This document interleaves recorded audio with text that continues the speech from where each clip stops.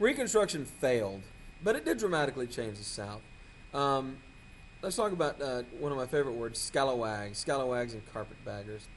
A scalawag is a Southerner who works with the North.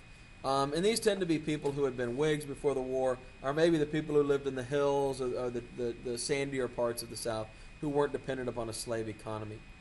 Carpetbaggers are called this because they're Northerners who literally take a piece of carpet, sew it up into a suitcase. You just sew the sides up. You see a carpetbag here on the cartoon on the left, and a guy has one. And actually, everybody has one in their hands in these cartoons on the right. And they come down to the South trying to make their fortune. They tend to be Union veterans, so imagine you're the South, and here come all these Union veterans, the guys who fought against you in the war. You know, they killed your dad, they blew your arm off or whatever it is, coming down to the South to try to use a friendly Republican government to enrich themselves. Most Southern Republicans were black, and they had no political experience, and so they were very easily controlled by these carpetbaggers and scalawags. They would hold their own conventions, and they would begin to kind of unify and become their own separate society away from white culture. Blacks were involved in the Constitutional Convention, and they served in almost every elected office. From 1869 to 1901, there were 20 African Americans in the House from the South, 2 in the Senate, many in state governments, and the South tended to call this Negro rule. Now, the truth is that blacks always held a lower percentage of offices than the numbers in their population. They never had a governorship, for example. They never controlled, I think they may have controlled one congressional legislature for 2 years. But in the mind of the South, and we'll look at this when we look at Birth of a Nation a little later, this was a time when black people had complete control, and they were wildly corrupt and drunken and abusive and all kinds of horrible things. But that's all fantasy. It wasn't really like that at all. Another interesting development here is that the role of government is going to become dramatically bigger. The federal government and the state governments were fairly small before the Civil War, but it's going to be the Civil War that causes them to expand.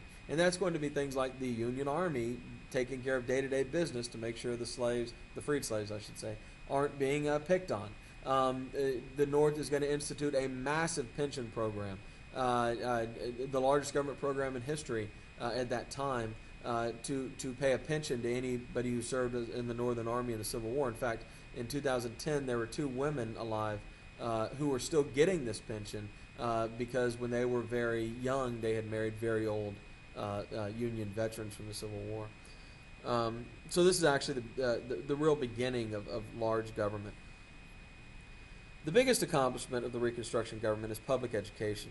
Whites, mostly women, came from the North to the South to teach blacks. This upset the South. They didn't like these do-gooder women coming down and teaching black people how to read and stuff.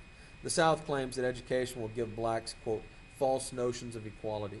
And it's important to understand that very few people, very few white people, I should say, saw blacks as the equal of whites. And this would include people like Abraham Lincoln. 4,000 schools by 1870 with 9,000 teachers. Half of those teachers, by the way, black. That's quite a few educated black folks for this time. They're educating about 200,000 black students. In 1876, about a little over half of whites and about 40% of black children are in school. We also begin to see black colleges appear in the South.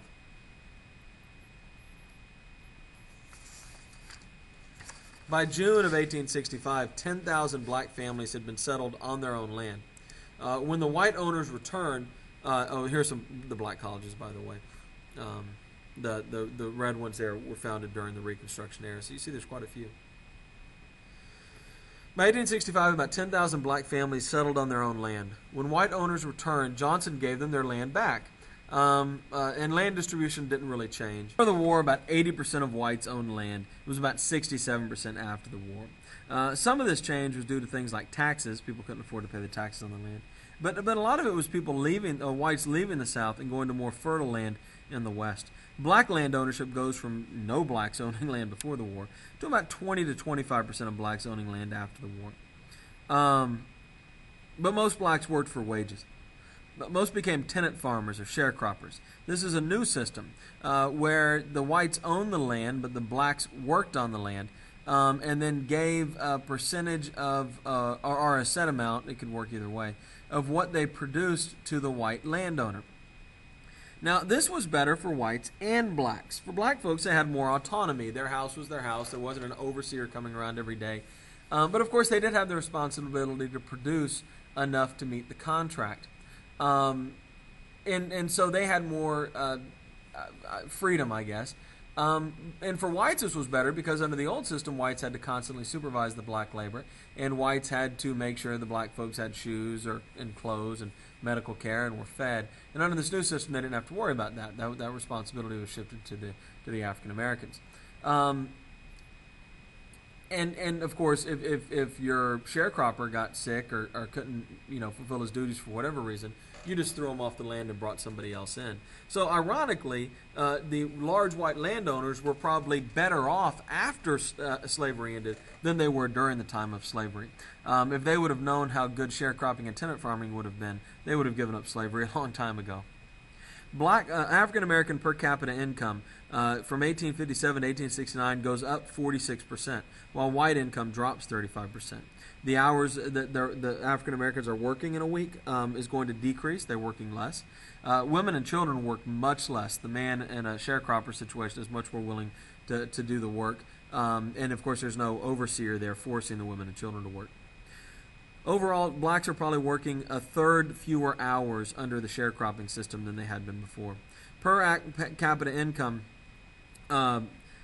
goes from about a quarter of what whites made before the war to about half of what whites made after the war. So there is improvement. But overall, Southern agriculture is in decline. The war wipes out the factor system, those guys who came around and bought the stuff and sold it. And the Southern banks, what few there were, are simply gone after the war because they were all using Confederate money. New systems of credit emerge, center on the country store. The farmer needs credit, and the store will lend you credit. You can go to the store and you can put it on your account. You may see this in movies from showing the time or TV shows. But the store would charge you 50 to 60% interest, which today would be illegal. That level of interest. The crop lien system, which is where you buy stuff from the country store based on your crop, and when your crop came in, you paid off the debt with the crop, meant that if you had a couple of bad years in a row, it could create debt so bad you couldn't escape. The store might cut off your credit, and you would lose your land because you'd be unable to plant new crop because you couldn't get anything else from the store. Everyone grew cotton to maximize income. And this did two things. It exhausted the soil very quickly, and it created gluts of cotton. There was just too much cotton on the market, and so the price of cotton continually went down, encouraging people to grow more, driving the price further down, encouraging people to grow more, and you see how this goes. This is the paradox of the farmer. Thousands of freed slaves wandered the South looking for their families.